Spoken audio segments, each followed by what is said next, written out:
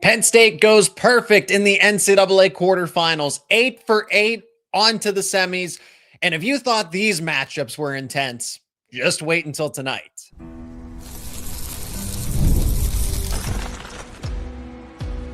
You are Locked On Nittany Lions, your daily podcast on the Penn State Nittany Lions.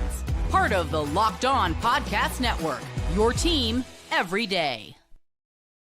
Yes, welcome on into a live edition of Locked On Nittany Lions, your daily source for all things Penn State sports. My name is Zach Sako, and I'm your host of the show, credentialed media member for both Penn State wrestling and Penn State football. This episode is brought to you by Mazda. We put the same drive into every detail. Wins define the moment, putting in the work. Now that defines you. Stay tuned for highlights in this week's Moving the Game Forward. There's more to a Mazda because there's more to you. What a quarterfinal round.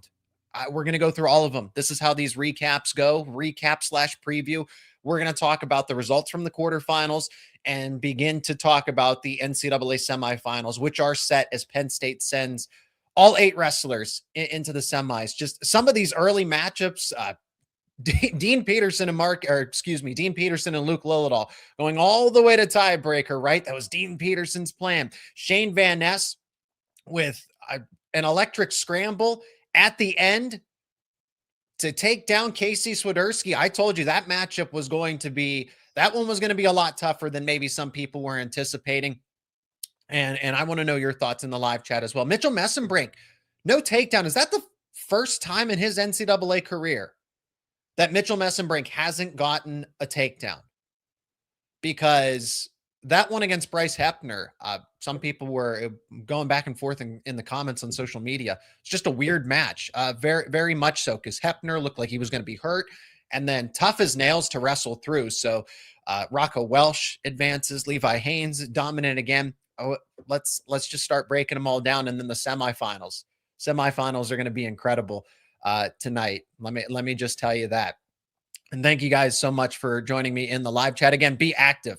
We're already talking about Davino going down potentially to Marcus Blaze. It's a revenge opportunity. It's 1-1. 8 for 8 today. Brayden Davis did win. We're still waiting on Cole Mirasolo. So yes, technically Penn State is 9 for 9. But when we're talking about quarterfinals, Penn State won 8 for 8. Went 8 for 8. Already at 95 points. They are behind their points total from last year at this point. Diana, thanks so much for joining the show. Hello to you too. Okay, let's actually break down some of these results. We're going to work our way up from 125 all the way to Josh Barr at 197. And if Brayden and Cole do happen to wrestle, I don't have it up in front of me. So please, if you want to put play-by-play in the live chat, let me know. So starting with Luke Lilledahl and Dean Peterson at 125. These guys, the Iowa wrestlers, their strategy was to get that to tiebreaker. That was Dean Peterson's plan the entire time. I want to get this to rideouts because that's the best chance. That gave Dean Peterson the best chance to beat Luke Lilledahl. All of that work to take it to tiebreaker just to lose in tiebreaker. So Dean Peterson ends up losing 2-1. I mean, I guess I applaud the blueprint. I applaud the game plan. Peterson was great in terms of his defense, and maybe you want to say it was stalling. I think Luke Lilledahl took maybe 5 or 6 different shot attempts compared to one re-attack by Dean Peterson in the sudden victory period, to kind of put that into perspective. So if you want to argue that Peterson should have been hit with a stall warning, or more than just a stall warning, a stall point earlier in the match, totally agree with you. But that was the plan. That was the plan, because the last time that Lilledahl did lose a collegiate wrestling match was in rideouts against Sheldon Seymour, who, go figure, lost to Troy Spratley. So we don't even get a Sheldon Seymour versus Luke Lilledahl rematch in the semifinals. But Lilledahl, that's what we've been talking about over the course of this year as to how different of a wrestler he is. Not only did Lilledahl win in that tiebreaker period, and it's not like the difference was a few seconds, he rode Dean Peterson the entire tie-breaking period. So I'm sitting here thinking, if you're Peterson and you're probably all confident thinking, I just got here to tiebreaker, I know exactly what I'm doing at this point, all to just be ridden out the entire tiebreaker period when that was your plan all along. And that's how far Lilledahl has come. Yes, he's better on his feet. Yes, he's better with his offense. And I say that with respect to, he really hasn't scored that much, but these opponents have been tough. Jet Strickenberger, Dean Peterson. There is a clear game plan to try to stop Lilledahl, and it's keeping these matches close. But Lilledahl, there's no mismatch. There's no weakness. Lilledahl is matchupless. So whether it's somebody that wants to stall or be very conservative and try to take this to tiebreaker or rideouts, if you want to try to get into a scramble fest and win that way against, good luck. Lilledahl doesn't have a weakness or something where you say, his mat wrestling's questionable. If you get him to tiebreaker, he's probably going to lose there. No.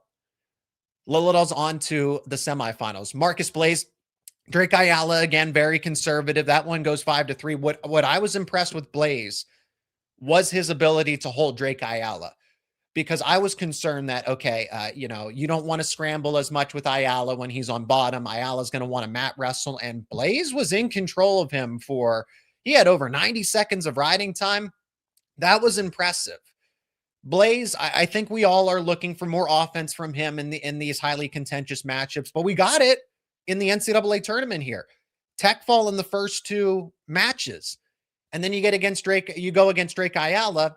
Okay, Ayala's going to have more of a conservative game plan there. Again, they want this to go to sudden victory. Right? It's the Iowa wrestling game plan. They want to be conservative, capitalize on reattacks, see if the opponent will give a bad shot, go to sudden victory, go to tiebreaker. And you can only do so much if you're the Penn State guy, because why are you going to take a bad shot? Well, Lilledahl's not scoring enough, and Blaze isn't scoring enough. If Peterson and Ayala aren't going to give you a lot of opportunities to score, take what you can get. And that's what matters. It's about survive and advance. And that's exactly what Blaze did. He got the takedown. That was the difference. He got over 90 seconds of riding time, which was extremely impressive to me. Blaze moves on for a rematch against Ben Davino. Shayne Van Ness. I tried telling everybody, hey, we should all be confident that Shayne Van Ness gets the win. Just know that it's not going to be easy against Casey Swiderski. Swiderski gave Shayne Van Ness everything he could handle. But, as the match wore on, we saw Swiderski, take a lot of, I think it was blood time. He was taking a lot of blood time. And this one, was going, it was slowing down a little too much. But notice how at the end, Swiderski was just absolutely gassed, and Van Ness was ready to go. That's conditioning. That's stamina. That is the difference. And this one I felt like could have been maybe a little bit easier. I don't think it needed to go this far down into sudden victory. What was shocking to me was that Van Ness, because I thought Van Ness was going to win on riding time and win 3-2 in regulation, get the riding time point, and this was going to be done and over with. So Van Ness, I'm glad he got the win. That was the craziest 15 seconds that I think we're going to see all tournament, all weekend. No 15 seconds are going to compare in any other matchup. That back and forth, that wasn't necessarily a scramble, but all the hand fighting and the shots and the reattacks and it's the way that Swiderski went down too. When Van Ness finally got behind him and got the takedown, and he basically fell over like a statue. Like he was absolutely on E at that point. Swiderski, that is. And he just plopped straight to the mat. And it's like, it's finally over. And Van Ness got the win. So one way or another, if that went to tiebreaker, I don't think Swiderski would have had nothing left to give at that point in time. So that Penn State versus Oklahoma State quarterfinal, that was a gift. That was awesome to watch. Good for Shayne Van Ness to get to the semifinal. And he certainly earned it. Swiderski certainly made him earn it. But it doesn't stop there. PJ Duke, dominant against Brandon Cannon, who was at one point in time the #1 ranked wrestler at 157. An odd matchup with Mitchell Mesenbrink, one that certainly we were not expecting. 6-0, no takedowns for Mesenbrink. What happened there? We got more results to recap, and we're going to talk about the semifinals. Get your thoughts in the live chat all next here on this live edition of Locked On Nittany Lions.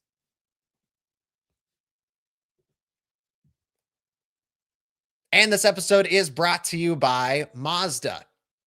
This is Mazda's moving the game forward. For those who show there's more to the score than just what's on the screen. This is where we highlight a player, an athlete, a play, a fan, a coach. I think this is an easy decision with what we're talking about here. And it's how Penn State wrestling has sent 8 to the NCAA semifinals, perfect in the quarterfinals.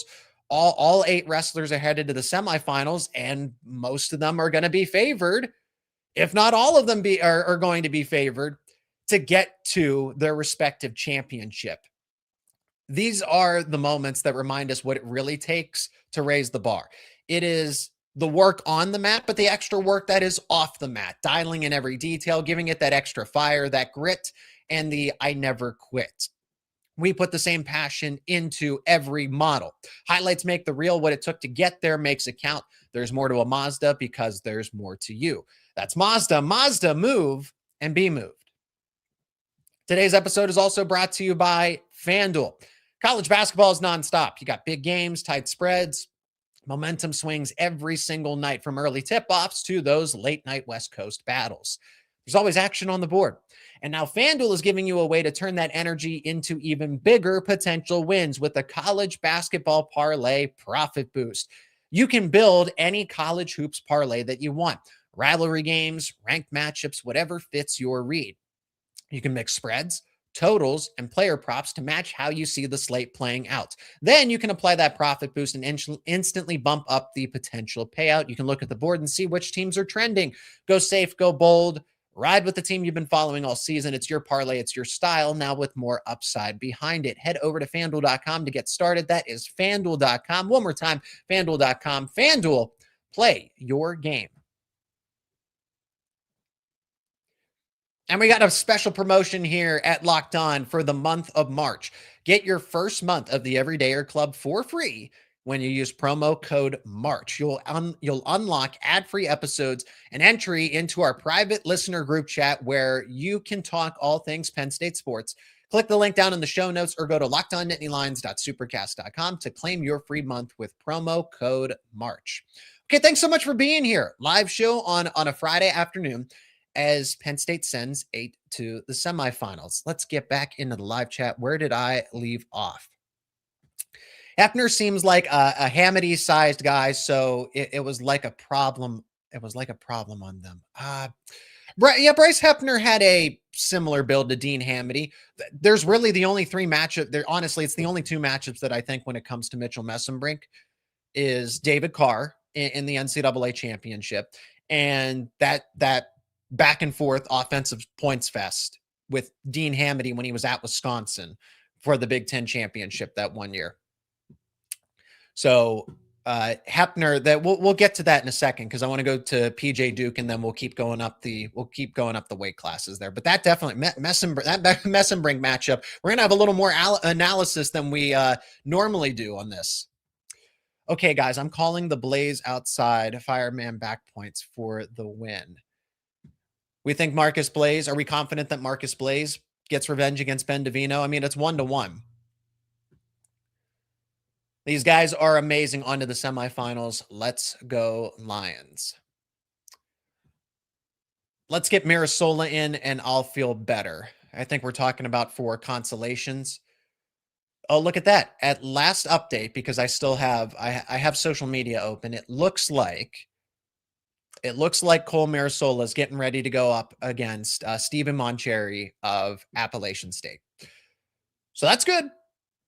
That's good. And I think that's a matchup that he wins. Same thing. Good for Brayden Davis. So we'll talk about those ones. You know, Brayden Davis, it was an interesting start, but a strong finish, right? A matchup that he should have controlled. Yeah, PJ Duke is absolutely a monster. It is truly the case of, I mean, it's like a grown man wrestling against high school wrestlers. I think that's what Jax Forrest is, honestly, and that's why he moved up from high school and immediately goes into college. Oh, he was just in high school a couple of months ago. I hate when they say that because okay, yes, Forrest was in high school, but let's also not pretend like he wasn't wrestling for the world championship team and he was defeating 25, 28-year-old men. Yes, it is cool that Jax Forrest comes up from the high school level and he starts doing this, but it's not like he just jumps from high school. He's been at this level of competition for quite some time. Okay, let's stick with the Penn State wrestlers here. Pick back up with PJ Duke. PJ looks like himself. Honestly, that's how he wrestles. I don't think this is a new version of PJ Duke. I don't think this is some different form that we're only going to see at the NCAA postseason. This is the kind of wrestler that he is.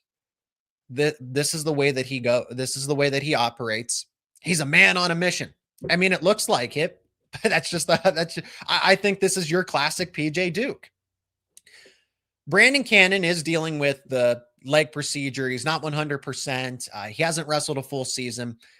So I will give PJ Duke a lot of props for winning by tech fall in the quarterfinals, but this isn't the best version of Brandon Cannon. I do want to put that out there that, hey, there is a better version of Cannon.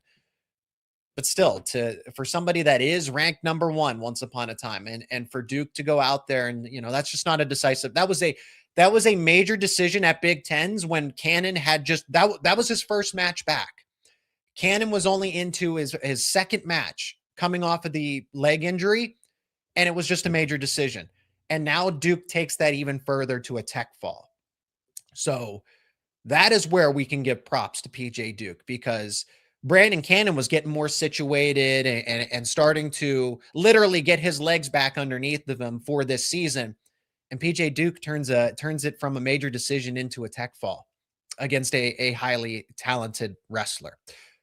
So I don't know who's stopping PJ Duke. And we're probably going to get PJ Duke versus Antrell Taylor again, which go figure. But last time we saw how that one worked out. So I am all confident as ever in PJ Duke going forward. So take your pick. Does PJ Duke ever lose a college wrestling match again? Probably not. Probably not. 165, Mitchell Mesenbrink. Surprise result. No takedowns for Mesenbrink. Bryce Hepner, tough as nails. I don't know if some people were saying that, possibly an injury to the clavicle, landed awkwardly, or he was turned awkwardly because he was trying to counter on Mesenbrink. But from start to finish, for the most part, Hepner challenged Mesenbrink in ways that he's normally not challenged. And I'm sure if you talk to Mesenbrink, because he showed a little bit of frustration at the end, Hepner really did dial it back towards the end of the match. But I will give Hepner credit for staying in the fight, staying in the match, because he could have easily tapped out there and said, I'm too injured. He kept going. He also, he nearly had Mesenbrink for an early takedown. That was unusual. Mesenbrink and him were scrambling back and forth, and Hepner was for the most part in pretty good position.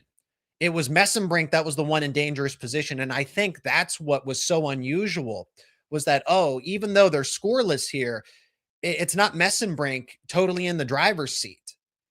Hepner is giving Mesenbrink a taste of his own medicine here. But then you have the injury, the slowdown of the match. Mesenbrink essentially, in a way, gets a takedown without getting a takedown. He gets 4 near fall points. He turns Hepner, and that's how he did most of his scoring. And then gets the riding time point, gets an escape, and it's a 6-0 win. And that's really all she wrote. But for the most part, yeah, you look at that one, and it's a strange result, because we're just not used to that from Mitchell Mesenbrink. I will give a ton of credit to Bryce Hepner. He wrestled as tough as he could, came in with a clear game plan. It was working up until the point that an injury happened, and a very serious injury. I wonder if that's going to linger for the rest of the tournament. That being said, you still find a way to win. You're not going to have a perfect matchup every time. And Mesenbrink is so elite, has gotten to a point where, Mesenbrink doesn't win by a double-digit margin. We're all kind of scratching our heads. This is the first time that Mesenbrink has not had bonus points this season. So I hate to see that streak lose. That also kind of goes against him for the Hodge Trophy now. That absolutely does. He still has all the metrics that go in his favor, but losing that 100% bonus rate is just a streak that you don't want to lose if you're Mitchell. It also is now just kind of, it takes him a step back in the Hodge Trophy race. It allows Jesse Mendez to get a little closer in this instance as the tournament rolls on. So we got to quickly go through Levi Haines, Rocco Welsh, Josh Barr, because, well, the quick results have quick analysis, as Rocco Welsh wins by an injury default, and Levi Haines and Josh Barr do what they do and tech fall their opponents. We'll break that all down and talk about the semifinals. Got to talk about the semifinals. That is next here on Locked On Nittany Lions. And today's episode is brought to you by Supply House. You want to show up on game day without a plan, and you wouldn't want to show up to a job without the right parts. That's why putting Supply House in your starting lineup is always the right call. Here are the stats: 300,000 plumbing, HVAC, and electrical products, 500 tried and true brands, and 90% of the country is in the 1 to 2 day delivery zone.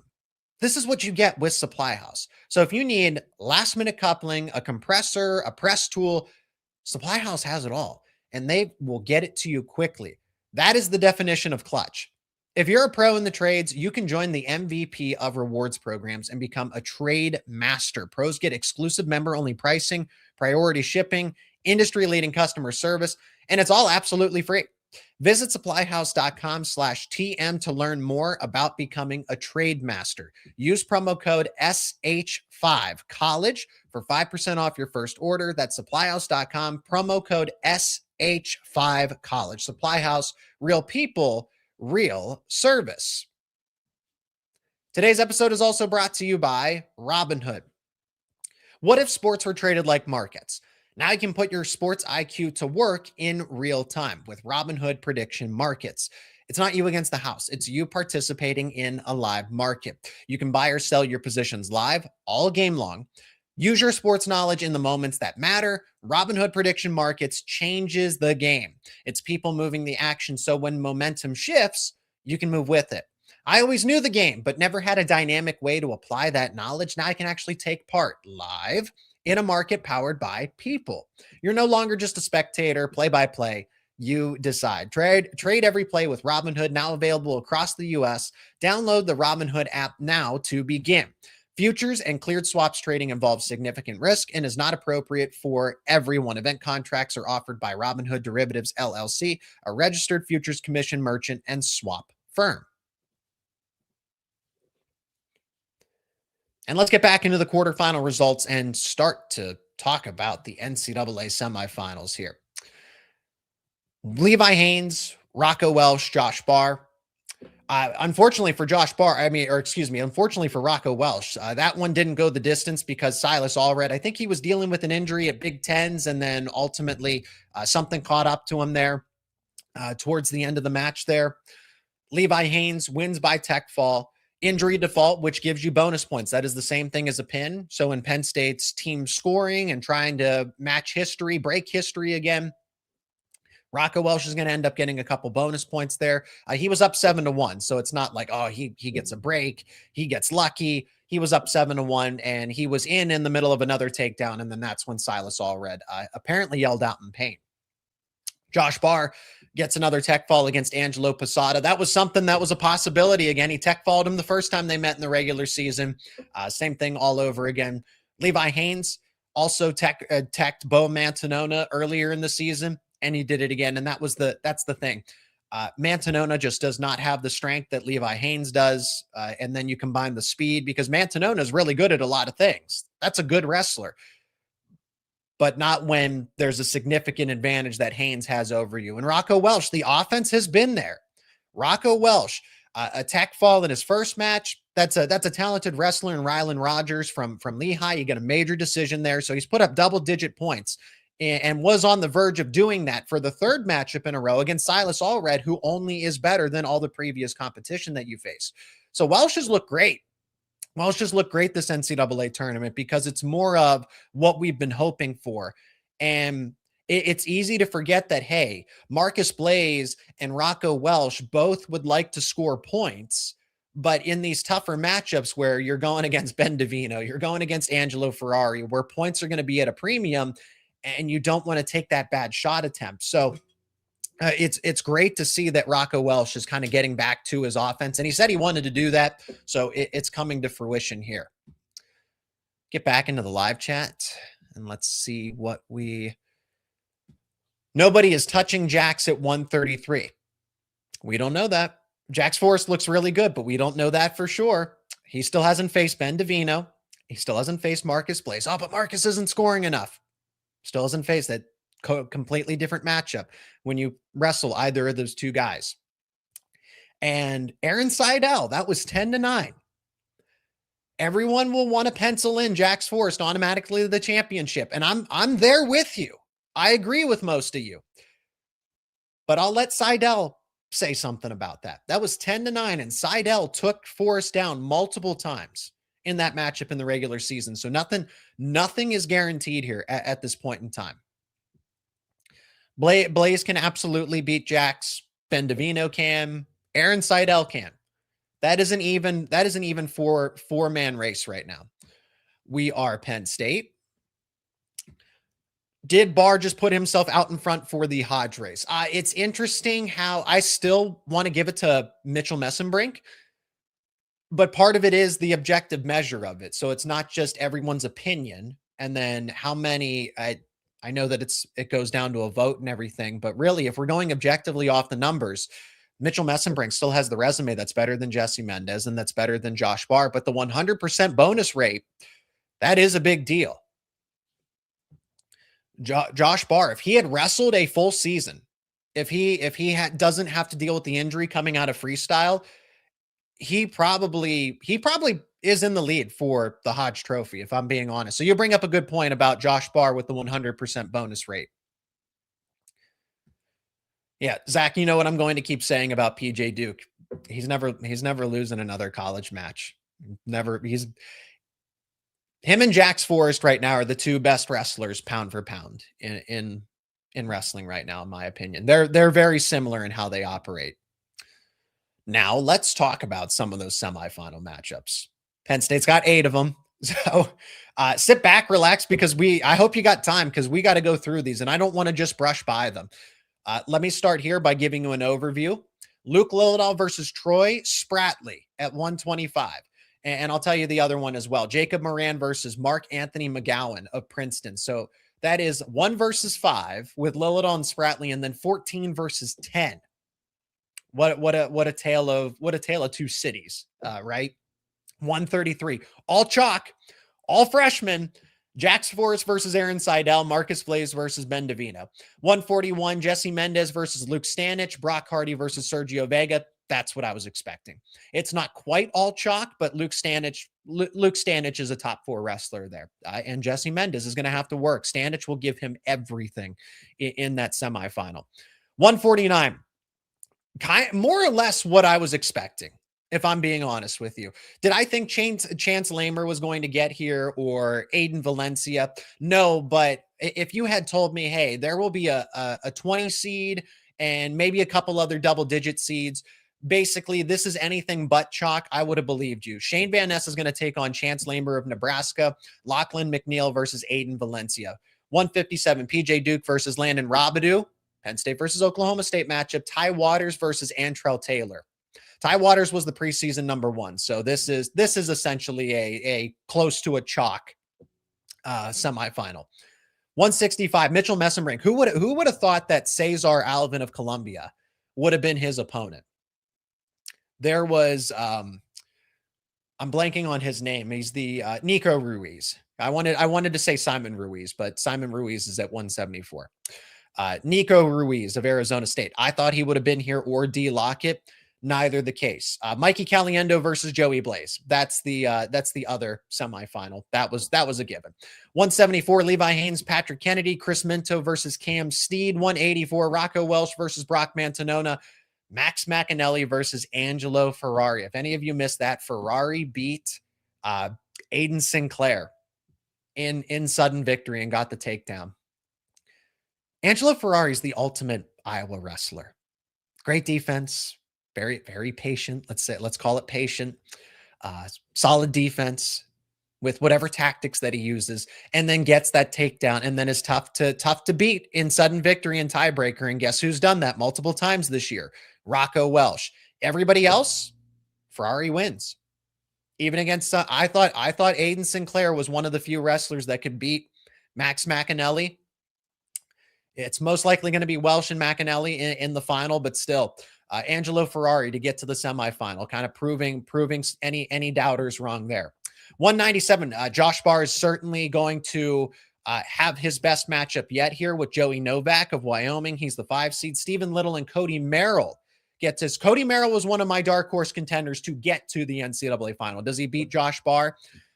I got to say definitely not, but Merrill, the Oklahoma State wrestler, could find his way in the semifinal. I might take him over Stephen Little here.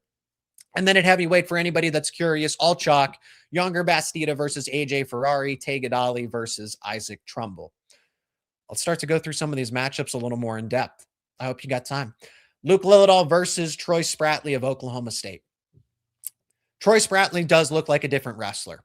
He has hit a different gear late this season, mainly in the postseason, honestly. I think he's on a postseason run like no other. He's scrambling a lot better.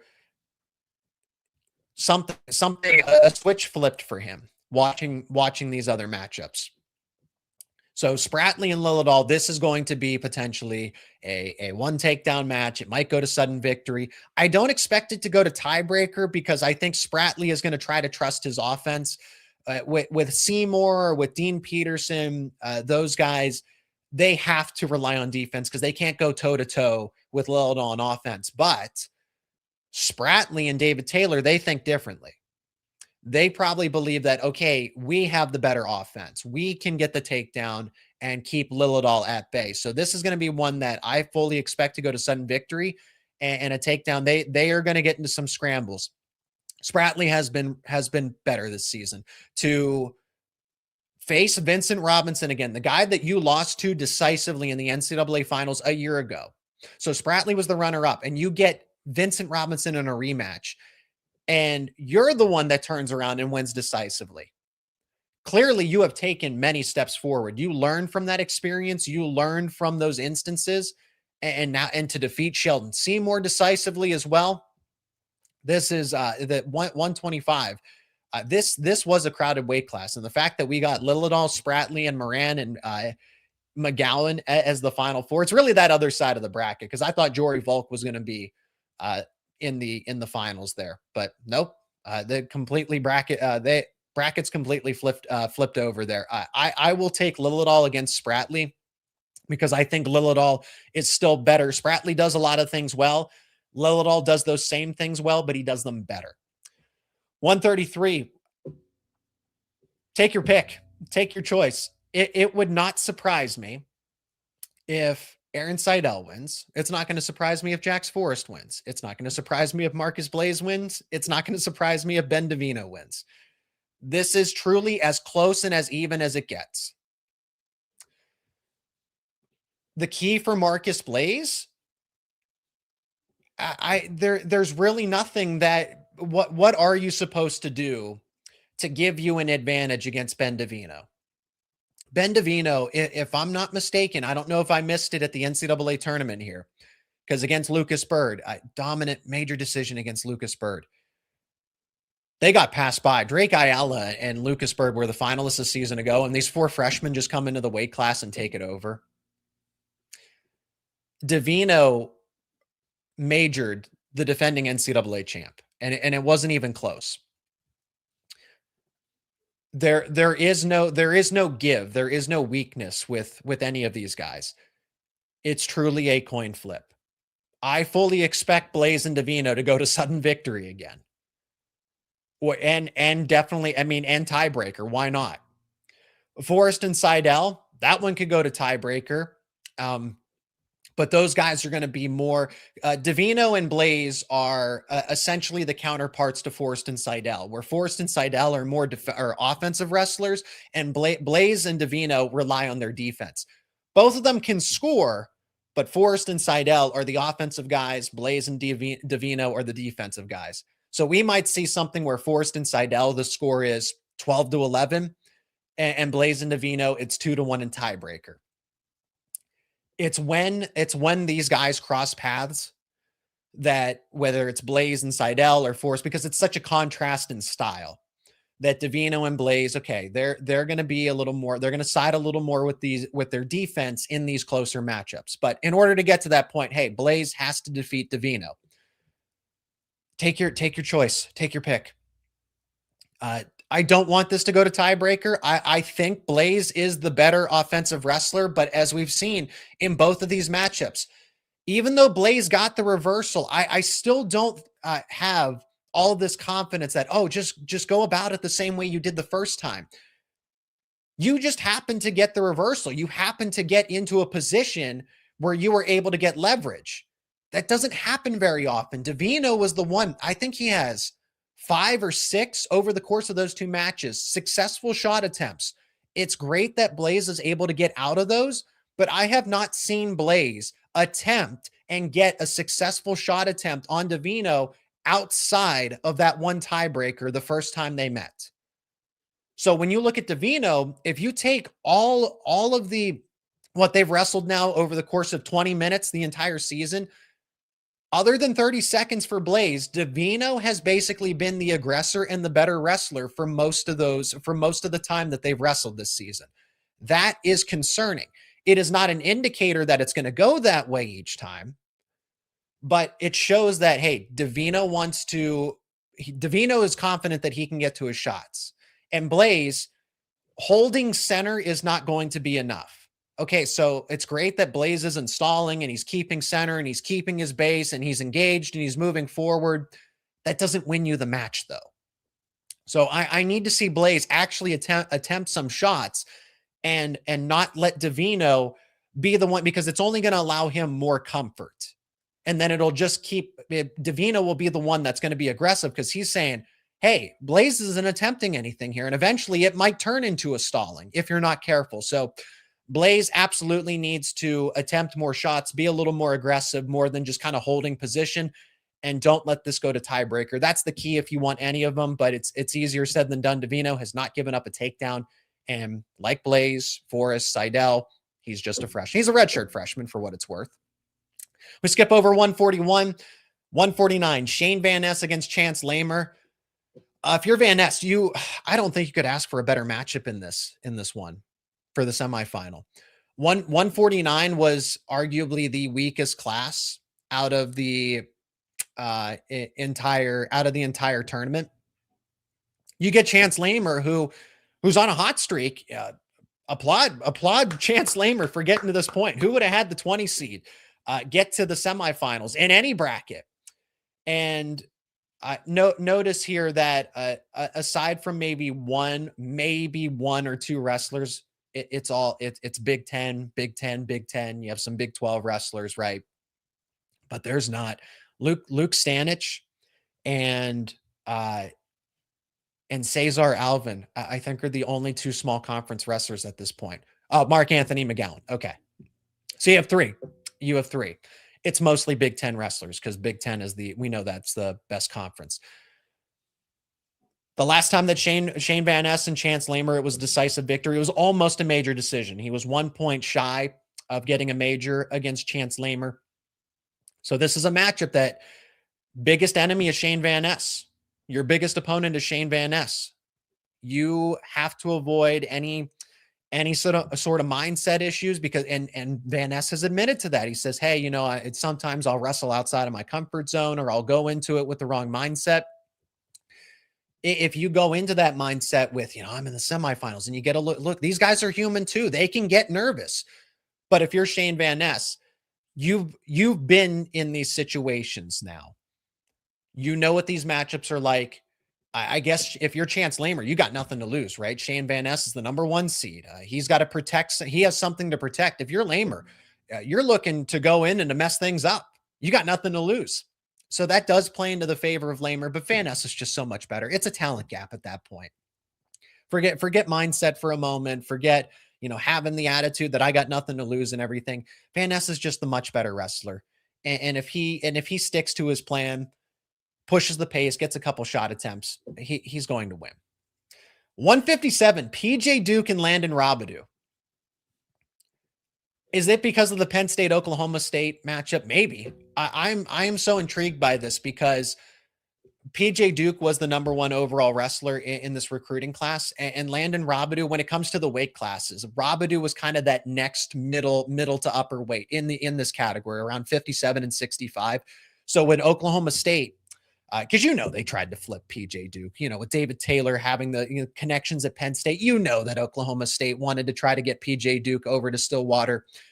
But since they couldn't, they went and they flipped Robideau away from Minnesota, right? And Robideau is that, so you couldn't get the number 1 guy, so you go and get the next best guy. And that's what this is at 157 here in the semifinals matchup. That's the way I see it. It's more than just Penn State versus Oklahoma State. It is a true battle of coming in from the class of 2025 of who's number 1 and who's number 2. And Landon Robideau and PJ Duke are essentially built the same. They rely on strength. They have a good combination of size, speed, athleticism. They're the strongest guys compared to their opponents. They're just able to overwhelm them. But everything that Robideau does well, PJ Duke does better. This is going to be a case where how much better is PJ Duke? Is this one that is decided by a takedown or 2? Because I'm fully confident that Duke wins here. If you've listened to any of my recent shows, and how we talk about it in the live chat. But does this get into major decision territory? Man, does it get to a tech fall? I don't think it gets to that point because Robideau is really talented, but not as talented as Duke. Give me PJ Duke by at least 2 takedowns. Maybe it starts to push into major decision territory. But Duke has won by pin, tech fall. So don't be surprised if he picks up even more bonus points from there.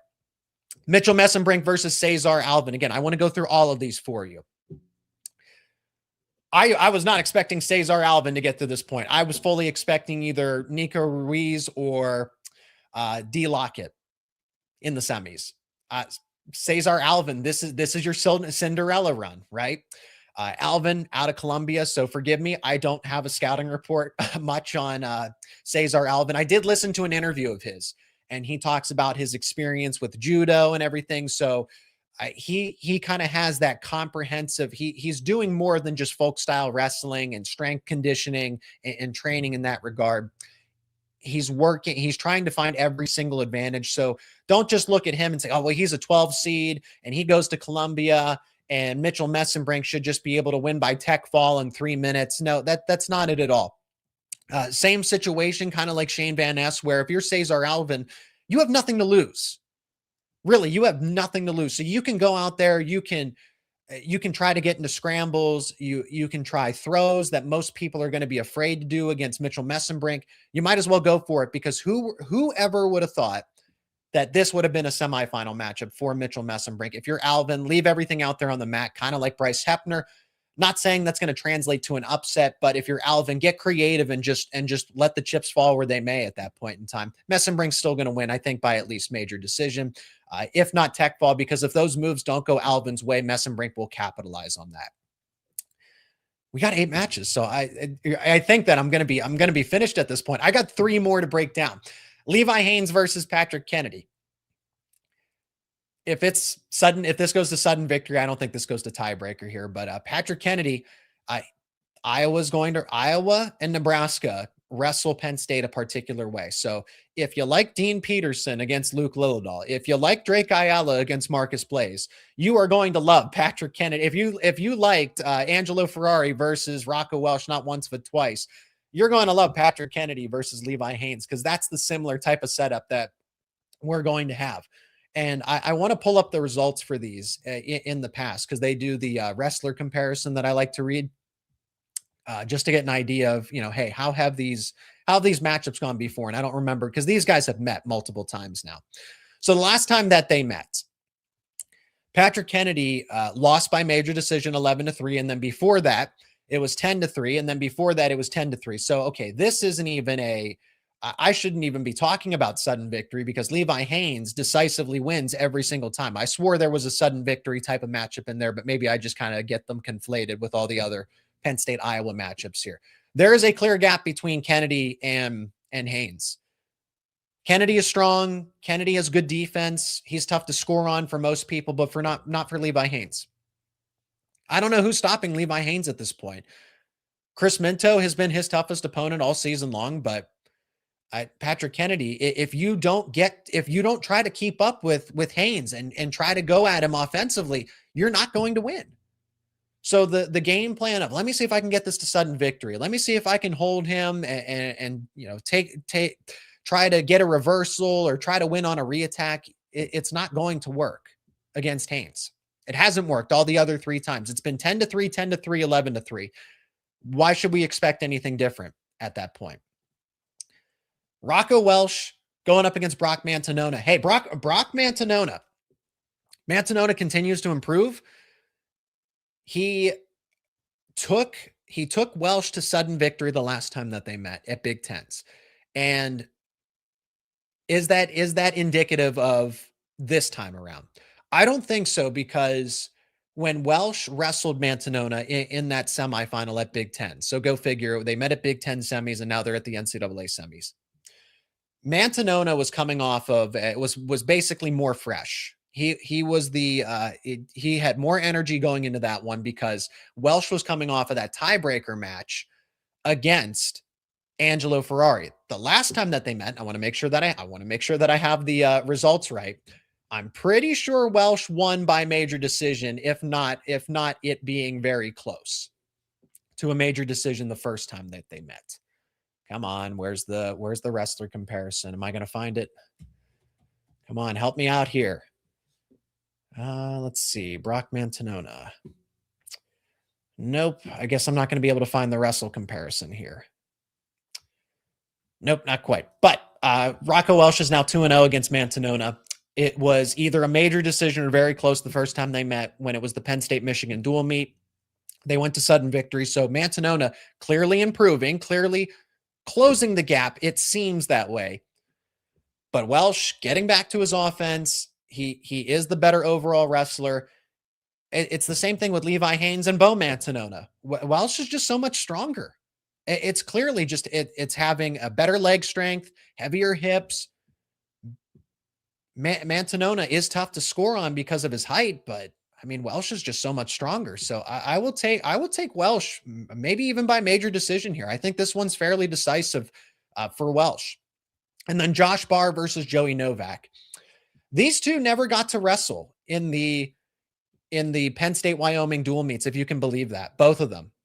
The first time that they met, Penn State and Wyoming, that is, and then the second time. So they had the Bryce Jordan Center dual meet, and go figure, Joey Novak was hurt, and then Josh Barr doesn't get to wrestle him there. And then they meet again out in Wyoming, and then Josh Barr is hurt, and then they don't get to wrestle. So, and Joey Novak had a decisive victory against Connor Mirasola, who was filling in, to kind of give you an idea of, you know, what Joey Novak is coming into this. So Joey Novak is a title contender. This is going to be, honestly, Josh Barr's toughest matchup since Stephen Buchanan from last year in the title match. But Novak is not comparable to Stephen Buchanan. Is he going to be tough? Is he going to be difficult? Is he going to be the best challenge that Barr has faced to this point in time? Absolutely. Does Barr still win decisively and probably by major decision? Absolutely. But Novak, if he was on the other side of the bracket, I think he would have been the guy to meet Barr in the finals. He just happens to meet him around earlier. So I'm taking Barr here. As far as confidence level goes, how I would rank the Penn State wrestlers going into the champ. So who am I taking, you know, in terms of confidence? Mitchell Mesenbrink's going to be number 1. Josh Barr would be number 2. PJ Duke and Levi Haines are basically tied for 3rd at that point. There's really not much. I guess I would put PJ Duke slightly above Levi Haines, but their matchups are both extremely favorable. Rocco Welsh, Luke Lilledahl, because Troy Spratley really is truly a wild card. And then Marcus Blaze, he's lost to Ben Davino. There's no other evidence that these Penn State wrestlers, and I should throw Shayne Van Ness in there. Shayne's probably going to be tied with Haines and Duke because of the matchup. He's just significantly better than Chance Lamer. And the previous results say that too. I would say Luke Lilledahl would be second to last because Spratley is truly a wild card. That could flip if Lilledahl is not on his A game. Okay. And then Marcus Blaze because Ben Davino is the best opponent that anybody's facing here comparatively. So I see that we got some updates in the live chat as well. I'm trying to peek in and out of the live chat here because I see that Davis is wrestling. And let's see. And Cole Mirasola won by, did he win by tech fall? I saw that he was winning by a lot. Want to try to get those results. I see CJ Composto. That's an All-America caliber wrestler and just not an ideal matchup here. If Davis does fall, and yep, confirmed, he's done. Confirmed as of 30 seconds ago. Davis loses 5-2 to CJ Composto and is done at NCAAs. And that's just, it's a tough finish for him to this season. I don't know what the future holds for Davis. I know that some Penn State fans are a little more forgiving. I'm kind of going to err on that side because I've made my points. Hey, 141's not his weight class. He was supposed to redshirt this season. And he didn't get to wrestle a full season. So all of those things combined together, it was an uphill battle for Davis this season. I will give you my opinion as far as what should happen with Brayden Davis. I think Davis can stay within the Penn State program, but it's not as a starter next season. You have to take the red shirt. Masanasuke Ono is going to go in at 33. Marcus Blaze could either redshirt or go up to 141, or you have Nate Desmond. So Davis can try to wrestle off against Blaze or Desmond, whoever's going to be the starter at 141. Good luck. You can try to be the guy, but I don't know that you're beating Desmond with another offseason under his belt at 141, and you're not beating Blaze. That's why Davis had to go up to 41 in the first place, because you weren't beating him at 33. Davis wasn't beating Blaze at 33 this season if he wanted to keep and stay at that weight class. So Davis is most likely going to have to take a red shirt one way or another, and then bulk up to 149 and be the starter or contend for the starting spot, because nothing's guaranteed. Everything's a competition. But 149 does open up after Shayne Van Ness. If you're Davis and you want to stay in Happy Valley, your best option is to win, is to wait, take the red shirt, and try to win 149 after you actually get a full year under your belt, train there, and then you can be the starter as your senior year, and that's it. And then that's Davis's career. So Davis has been a good wrestler. 5th place NCAA finisher. I get it. When the standard is the standard, the bar is where it's at with all these other number 1 seeds and all these other final contenders. I get it. Davis, NCAA qualifier first time. He won a Big Ten title. NCAA 5th place finisher a year ago. And then I just think he gets a bad draw this season. I really do believe that that's not a reflection of him fully. The attitude issues, I totally get where Penn State fans can be frustrated with that. Davis has his own right to be frustrated, but you don't air that. You don't air your dirty laundry out on the mat like that. We can all agree on that. There's a place to do that, and it's not in the middle or after your matches when you win or lose. So Davis is out. Cole Mirasola moves on in consolations. He needs to keep winning if he wants to get back into those placement matches. So Cole Mirasola is still alive. Hey, Penn State has 8 into the semifinals, and same thing. We just talked for almost an hour here. We're probably going to do the same thing. We're definitely going to do the same thing. I don't know if it gets to an hour later on, but we're going to go live after the semifinal round. We're going to talk about the matches, recap them, and see how many Penn State wrestlers actually get to their respective championships. If you are new to the show, subscribe to the YouTube channel and wherever you get your podcasts so you do not miss out on any of these conversations. We will be live again tonight to talk about all of that, semifinals and more. Thank you so much for joining me here on this live edition of Locked On Nittany Lions. Appreciate the support on the YouTube channel and wherever you get your podcasts. And I'll be talking to you very soon as Penn State has 8 in the semifinals later on tonight at NCAAs.